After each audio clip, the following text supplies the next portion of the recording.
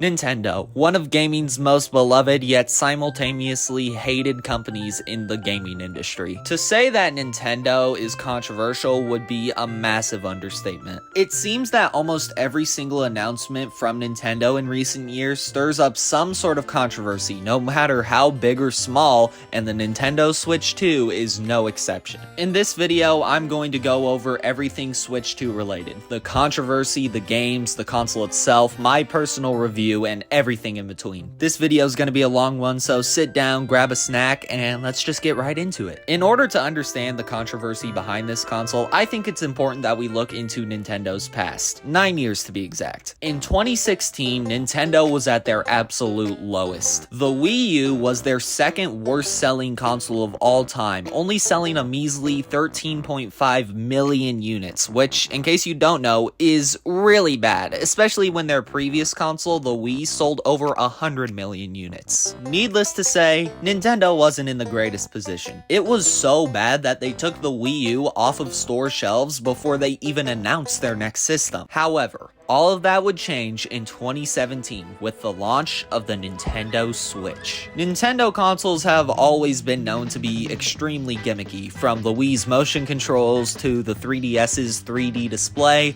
but this gimmick wasn't just a gimmick, it was revolutionary. The Nintendo Switch wasn't your typical console, oh no. It was also a handheld, meaning that you could play the highest quality games on your TV, and if you ever wanted to leave the room, or if your dad said that he wanted to watch the game, you could just take the Switch out of the dock and play it on the couch. It was genius. The Switch sold over 150 million units, making it Nintendo's best-selling console of all time. This console was an absolute hit, but not only that, it had some amazing games like Breath of the Wild, Super Mario Odyssey, Splatoon 2, and so many more games that went on to become some of Nintendo's most beloved titles. However, this console was not without its flaws. For one, you could definitely tell it was made on the cheaper side. The Switch could rarely ever run most third-party titles that were coming out at the time, and whenever they could, they would be locked at like 15 FPS with subpar graphics. The materials that they used felt very plasticky and cheap, and Joy-Con drift. Yeah, Joy-Con drift was a pretty big problem. However, on January 16th, 2025, Nintendo dropped the Nintendo Switch 2 first look trailer on YouTube, and everyone was shocked. Not really, this console basically had everything about it leaked ahead of time, but still, at least we knew it was official. The trailer revealed the design of the system, a new Mario Kart game, confirming backwards compatibility, and a direct date of April 2nd, 2025. That's just 3 months away. After a wait that for me felt like an eternity, we finally got our first in-depth look at the Nintendo Switch 2. And oh my god, it was peak. Mario Kart World with 24 racers and a full open world mode. Our first look at Nintendo's new Game Chat, a voice chat feature after 20 years. I mean, better late than never, I guess? A refined design of the console with a better screen, and when in docked mode can support up to 4K and 120 FPS with HDR support. Nintendo Switch 2 Edition games, allowing Switch 1 games to run with better performances and some added features or even full new campaigns. Tons, and I mean tons of third-party support ranging from Elden Ring, Deltarune, Final Fantasy VII Remake, Cyberpunk 2077, and so much more. A new Hyrule Warriors game that takes place before Tears of the Kingdom. GameCube games for Nintendo Switch Online. Finally! A new FromSoft game that's exclusive to the Switch 2 and is basically just another Bloodborne? Okay, sure, why not? And to close it out, after 25 years, we finally got a new 3D Donkey Kong game. Donkey Kong Bonanza. So yeah, it's a lot. Nintendo did not hold back with these announcements, and it was shaping up to be a phenomenal console for about 20 minutes. There was one thing that Nintendo was conveniently leaving out of the Direct, and that was the pricing. And when the pricing was later revealed on their website, all hell broke loose. The Switch 2 came in at $450 with the Mario Kart World bundle costing $500. Okay, that's not too bad. Most modern day consoles are within the $400 to $500 range, but it's still a little pricey, especially when you consider that the Switch 1 was only $300. Moving on, accessories for the console varied. The Nintendo Switch camera, which you could get for the game chat feature for $50, and a new pair of Joy-Cons was going to cost you $95 for Joy-Cons. Most modern controllers are like $70, and I understand that the Switch Joy-Cons are technically 2 controllers, but still, $100 for a pair of Joy-Cons is a little bit crazy. Okay, this is getting a little more expensive, but the whole reason people buy a console in the first place is to play games. So what do the games look like? Well, Donkey Kong Bonanza is $70 with Mario Kart World costing $80.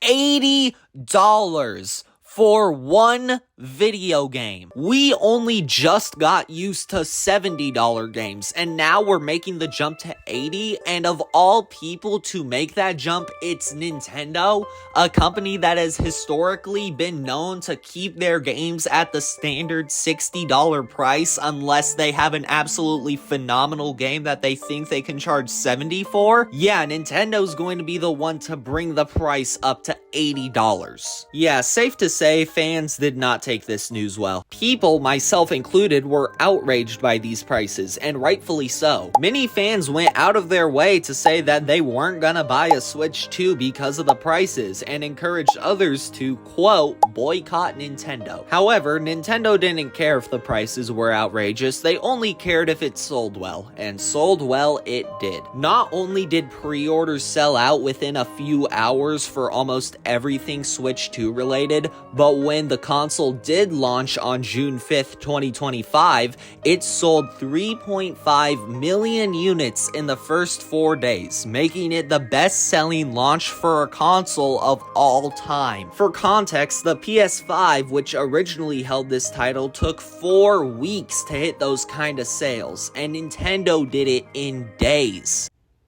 So what happened to boycott Nintendo, huh? And I'm not talking to you watching this video because chances are you probably didn't buy the system. I'm talking to the people who were constantly preaching to others about how you shouldn't buy the console and how the console is bad and I'm not buying the console, only to get it at midnight launch. Which, let's be honest here, it's mainly content creators.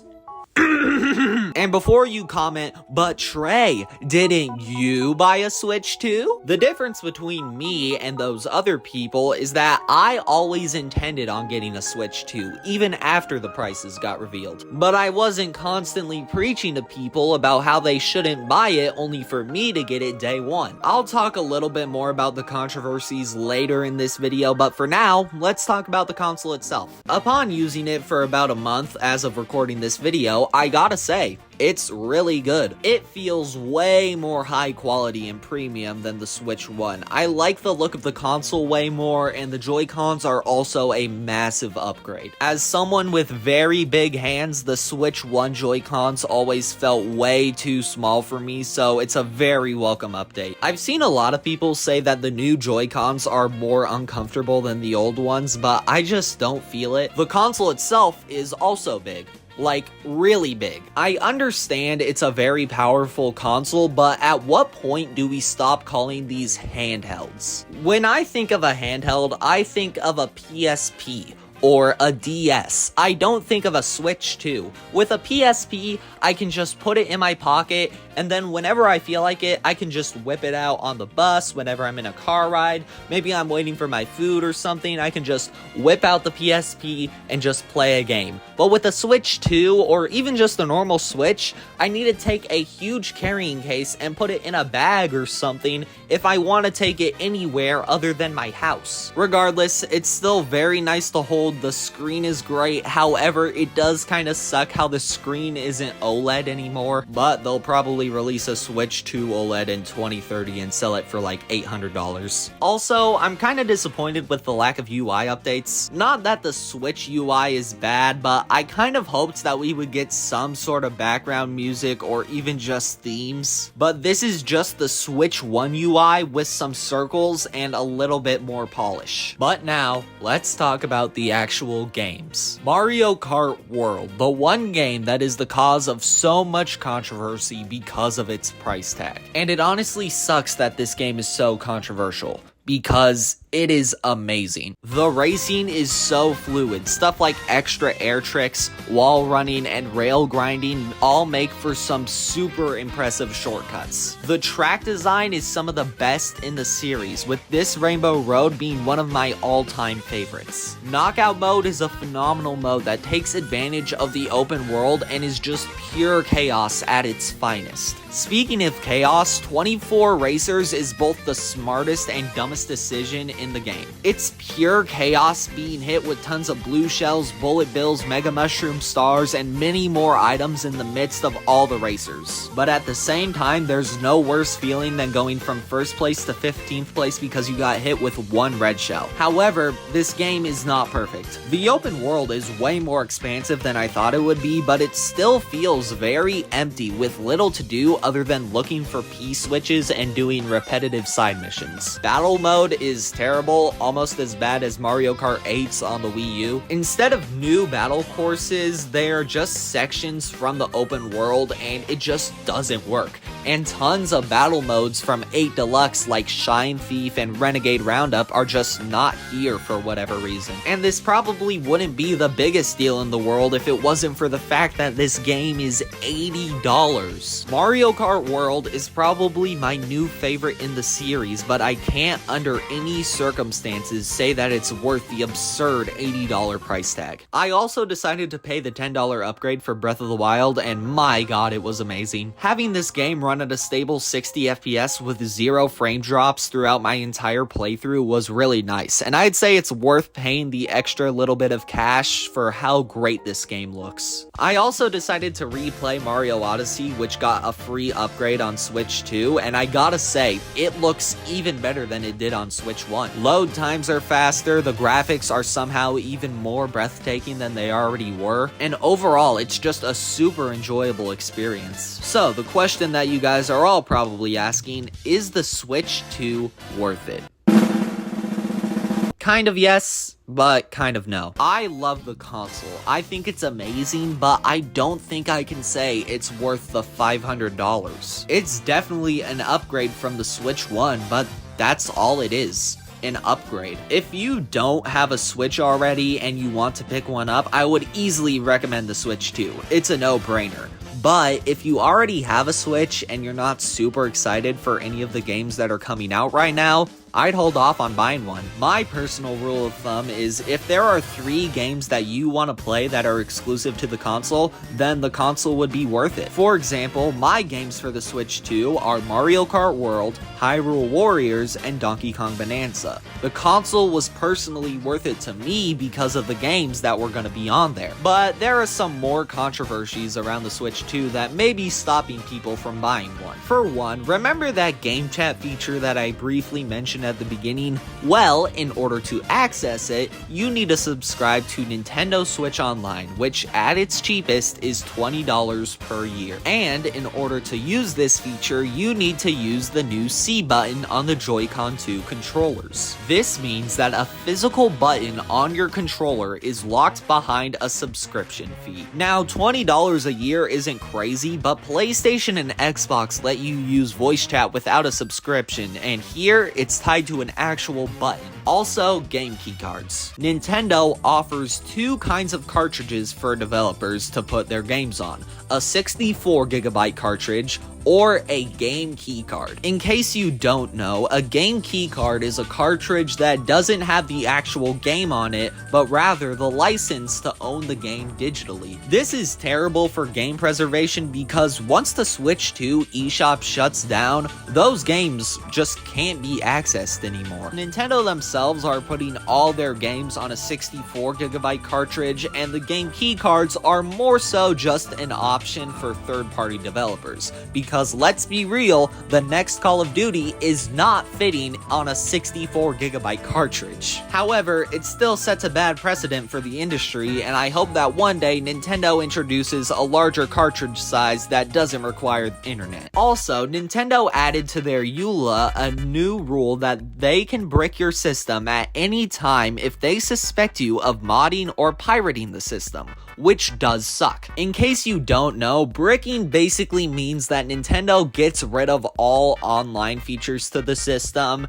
meaning you can't access your account, you can't access your games, you can't access anything, basically making it as useful as a brick, as the name implies. But Nintendo isn't the first company to do this. If anything, they're one of the last. PlayStation and Xbox have both had this in their EULAs for almost decades at this point. I'm not defending Nintendo here, but it's just a sad thing to see the industry go through. Overall, I love the Switch 2. I think it's a great console with some great games, and I'm really looking forward to the future of Nintendo. However, there are definitely certain business practices that I can't defend and are overall just really shady and anti-consumer. In the end, it's up to you, the consumer, to decide what is worth your money. If you don't want the new Mario Kart, that's fine. If you do want it, that's also fine. It's your money. Do whatever the hell you want with it. Don't let a YouTuber change your opinion on a topic. Do your own research and gauge whether or not you want something, and if you want it, get it. Boycott Nintendo. Or don't. The choice is yours. Hey everyone, you reached the end of the video. If you've made it this far, thank you guys so much for watching to the end. I'm assuming all of you guys are new here since this is my first video on this channel, but hi, my name is Trey and I like games. I'll be talking about all kinds of video games on here, ranging from JRPGs to Nintendo games and a bunch of others. If you guys enjoyed this video, feel free to leave a like. It really helps out the video and the algorithm, and also subscribe if you want to see more content like this. Yeah, that's all I really wanted to say. You guys are awesome. My name is Trey. It's been a pleasure. Peace out.